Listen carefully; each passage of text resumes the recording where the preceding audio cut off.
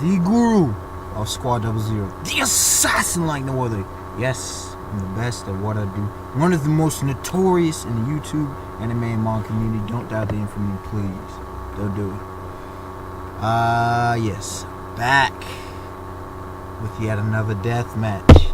It's been a little while, as is the typical fashion of yours truly. Things happen in life. We go in, we move on. This time, two young masters of that beautiful element that so many hype about, so many overhype, so many, it's just one of the most powerful elements known to man, and it is lightning. Two young masters of lightning, and who are they? Without further ado, coming from the left side, one of the greatest hunters, at least potentially, one of the greatest assassins, at least potentially, one whose talent speaks for itself. He comes from the family whose trade is a mastery and assassination.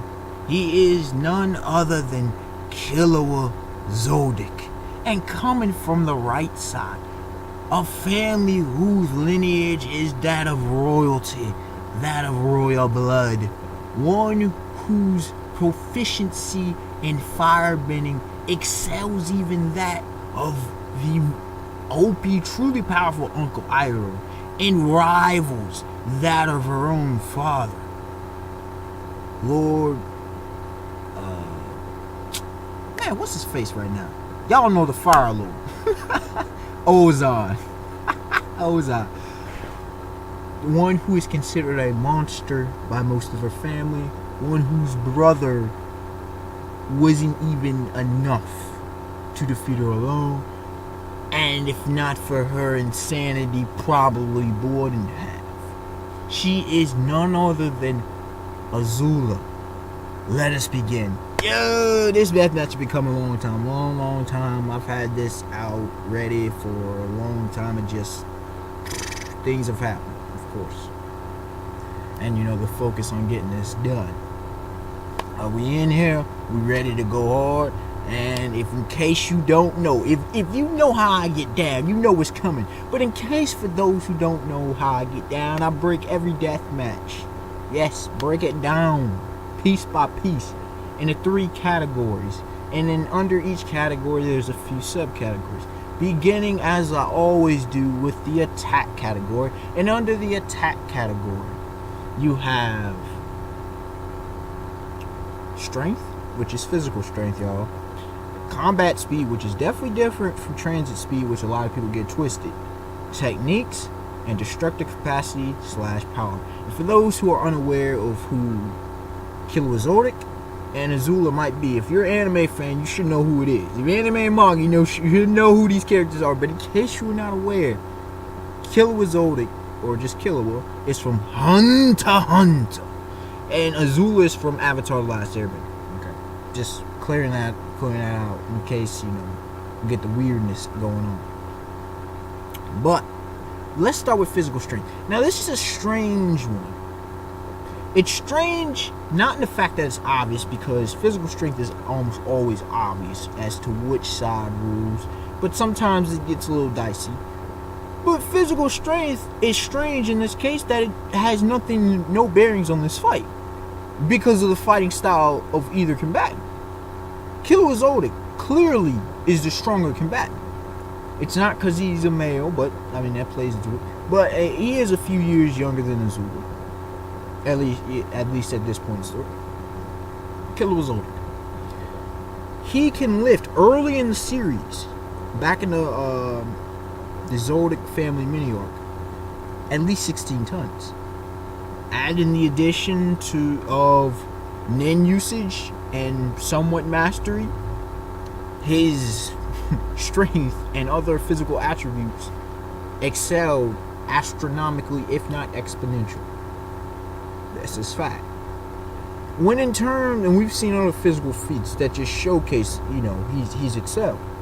When it comes to Azula, she's a teenage, if not becoming a young woman, Given that she was trained in the art of combat, in martial arts, she likely is stronger. She probably maybe even stronger than your average woman, but she's not going. She can't compete in raw physical strength with Killua. But the thing is, Killua doesn't fight with raw physical strength, not only because of nin battles, but because of his fighting style and just who he is and the monsters that exist in his world. But in the nature of this competition, in case it came to close combat and something along this struggle, gotta give it to Killua. 1 point for Killua. Now, combat speed. This one again is in the case of Killua, but it's very interesting because Azula is not too far behind. How fast Azula can actually fight, we don't know. We really don't know. That's what's very dangerous about her. Pre-insanity and even post-insanity. We don't know really because she doesn't get pushed. The fact is, she faced both Zuko and Katara, going completely insane at that time, and she still was a massive threat. And these are Katara by that point had a phenomenal mastery of waterbending, even though she's young. Zuko was an expert in firebending, although he wasn't on her level, Iroh's level, or his father's level. He was still a monster. He wasn't quite a master, but he was an expert to say the least. She faced 2 top tier benders with no trouble. She kind of sort of beat herself. And even after she was chained down, she used a ridiculous technique with out of the mouth. I mean, she's a monster. We don't know. That's my point. This is how devastating and dangerous of a creature she is. Okay? You could say beyond human of a creature. She is just this devastating. When it turns to Killua, base speed, and when he goes into his assassin mode, it's ridiculously fast. Adding in Nin, he's even faster. We've seen Kite, Gon, Killua run. But again, in an actual combat situation, that's a little bit deceptive. He's really fast. I have to give it, based upon the facts that we've shown, to Killua. But it doesn't mean that Azula is, I'm talking in combat speed, it doesn't mean that Azula is no joke either, from what we've seen. Killua for now edges out, okay? That's the best I can do, but understand that Azula is no joke, ladies and gentlemen. She isn't slow, and by any means. So the second one goes to Killua Zoldyck. 3, techniques. This one is interesting. It goes to Killua, but simply because Azula didn't really need to do much. This is the weird thing about an arguable freak of nature that is a character like Azula. She didn't have to do anything. She went above normal firebending. She was doing that junk at an expert level when she was like 9, okay? Fast forward a few blue flames earlier in the series. Later in the series, she's using lightning, which, as far as I remember, none outside of an avatar was even able to even approach that. Okay? Nobody. Not Iroh, not Ozai, nobody. Okay? No firebender. So she was in a league of her own in that regard, in her specialization. And it's because of her emotions. And even going insane, lack of control, she was still able to use lightning. Keep that in mind. Those are her 3 main things with a firebender. Okay? She is great at hand-to-hand combat as well. Keep that in mind. And I'm pretty confident, just like her brother, she does know how to utilize various arms, like swords and all that kind of thing. Arms are weapons for those who don't understand. Now with Killua Zoldyck, Killua clearly has the advantage. He has his assassin mode. He can manipulate his hands at free will, his fingers, turn them into claws. Expert stealth. His healing is that one's not. I was thinking immunity to electricity, but that one's a little bit later. And immunity to poison. Yeah, from just his electrical abilities, he's got God speed, and with its 2 things about instant reflexes, he can send lightning from a long distance. He can produce lightning because the use of his, well, not produce, but control, manipulate electricity based on his ability. He's got a bunch of other abilities. Let's just put it that way, for not to bore y'all. So he takes the W. When it comes to destructive capacity, I have to give this one to Azula. Now, I'm not saying Killua was weak, and I'm not saying he can't throw him hands, but his attacks generally focus on lethal, the lethal nature of things. Azula, with her flames, will wreck shop. Just put it the way it is. Her flames. We're not even talking about electricity, but her flames will wreck shop. For that being said, Azula gets the W. So overall, 3-1 in favor of Killua Zoldyck, which should not be a shocker or surprise to anyone who knows these two characters. So Killua takes the attack category. Now in the defense category, we have once again 4 subcategories: reaction time, durability, stamina, and agility. In terms of reaction time, Killua has a cheat card, and it is because of his Godspeed ability. Now, the problem of that is stamina, how long that can last. It's phenomenal and whatnot. But besides that, he has excellent, to say the least, reaction time. Now, is his reaction time greater than Gon's? That's debatable. Both have phenomenal reaction time. And there's a reason I'm bringing that up. With Azula, she also has outstanding reaction time. Whose reaction time is actually better in their actual state? I can't say, in all fairness, because again, Azula in her attacks, like, you could say, well, Killua because of who he fought and the faster. Cannot really say that, because when it came to higher class opponents, Killua was often dipping out. So he wasn't really fighting high class opponents for the most part. Azula fighting 2 top tiers. She not really struggling against them. She was struggling against herself. And other times she's beat top tier. She beating up on Zane. She was beating up on the group. Okay, rack shot. Individually, I don't think Aang, Katara. Well, Aang outside of that Avatar state would be a problem. It'd be a serious problem. But Aang, Zuko, Toph, Katara, individually, I don't think any of them are taken. Iroh, I don't know if he's taking her. Like, dudes were afraid of her, massively afraid. I'm thinking of the top tier benders, the Earth King. I don't know if he's taking. I don't know who's taking her individually. Even her father. I don't know if her father can take her. Okay, that's how devastating she is. And these dudes aren't slow, they don't fight slow. So, I don't know. So, overall, reaction time, I'm not certain. You make the determination on that one. When it comes to durability, this is a tough one. Both are durable. Both, I ain't gonna say tanks, but both aren't the most, they're not gonna take damage upon damage upon damage. Except for, here's the interesting thing about Killua. His immunity to electricity, his immunity to poison, because of the torturous situations he was raised in, okay, because of the training and otherwise conditions he was thrown in because of his family's regiment.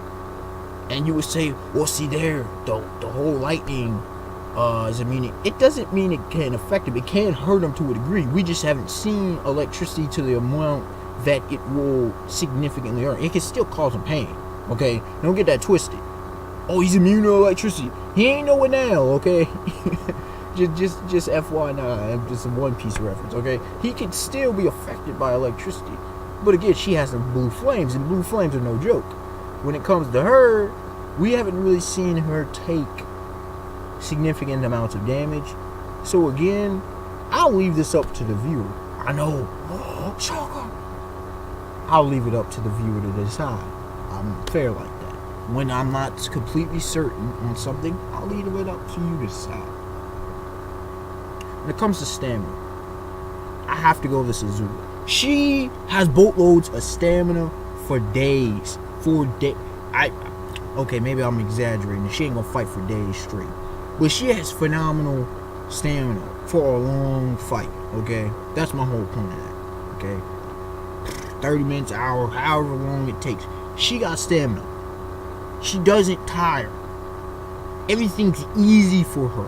I mean, easy. Fighting is like second nature because of her personality and different things. Killua, he's in there like swimmer. If he can get you done quick, it's good. Just like with his nin ability.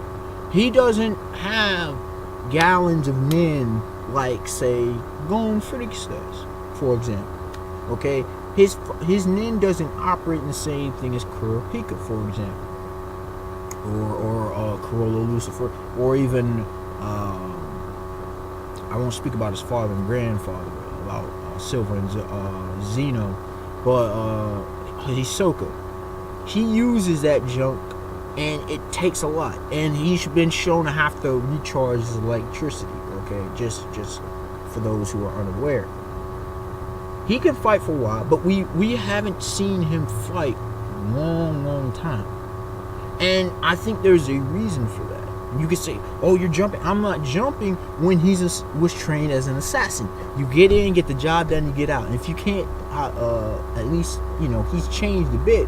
But the assassin training was, you go in there with phenomenal odds. Because if you don't, you don't execute. So, how long he can fight? It's not the best of odds. So I'm gonna have to give this one to Azula. When it turns to agility, this one was a tough one. You want to say Killua, but I'm gonna say even. From what we've seen, Killua, he does move. He's quick. He's able to go.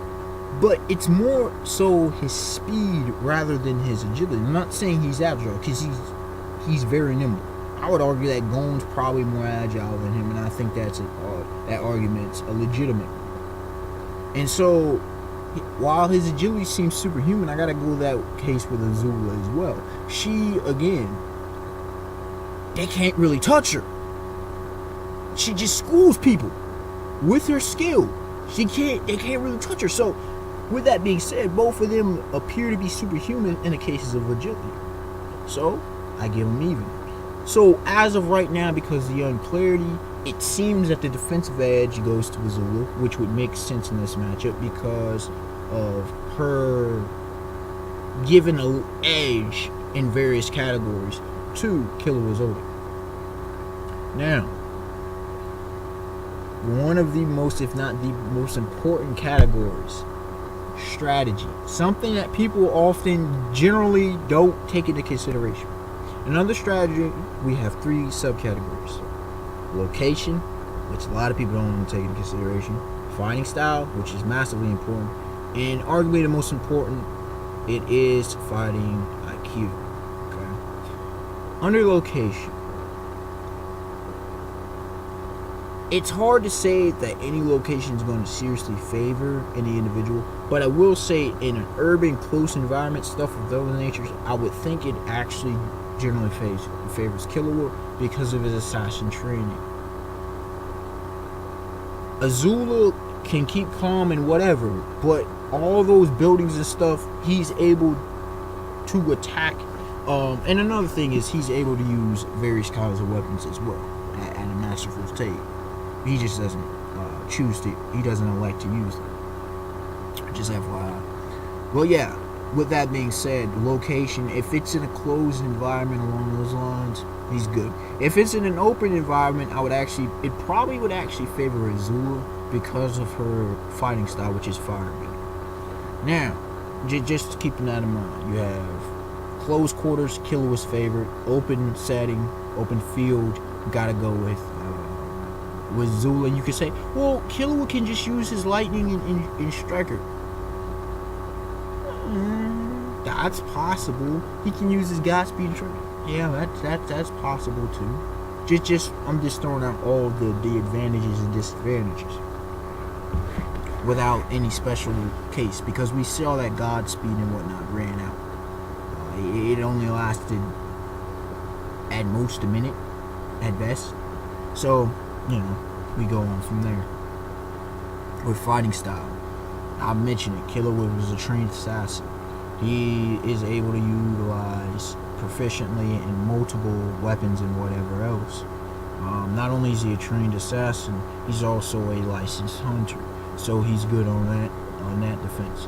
And he kind of sort of, he can ride a skateboard effectively. He does a lot of things expertly.